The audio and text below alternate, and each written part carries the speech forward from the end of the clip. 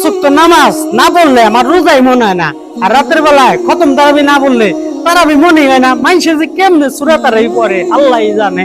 হ্যাঁ ভাই ঠিক। আসসালামু আলাইকুম চাচা।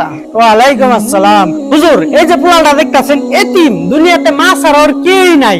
আমি মাঝে মধ্যে সাহায্য দেই, তাই খায় ওরা পয়সা থাকে। চাচা আপনি টাকা কত বড় বেদব আমার টাকার সাথে। ওই সামনে হুজুরের কাছে দে, বেদবি করস। হুজুর আমার কাছে দেন। ওই তুই যা যা যা, ঠিক আছে যা। চাচা মাই কইছি ঈদের আগে লাভের টাকা দেয়া পারবো না, একবার ঈদের পরে। হুজুর আহেন 2 রাকাত নফল নামাজ পড়ি আহেন। আরে কিসের লাভের টাকা কইলো? আর না বুঝবেন না ওটা, আমি না। এই ছেলে কিসের লাভের টাকা আমি বুঝলাম না তো, আমার বুঝাই বলো তো।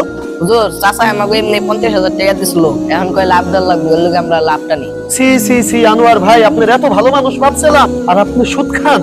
হুজুর আপনি কিন্তু মাশাআল্লাহ ভুলে গেছেন, ও আপনার হাদিয়া দিছে, আপনি আবার আমার হাদিয়া দিছেন।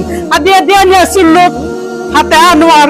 হাতি আনোয়ার মানে ফতুয়া হইব, ফতুয়া। ইয়া নামটাই তো ঠিক মতো কইতে পারেন না, আর আইছেন ফতুয়া মারার জন্য।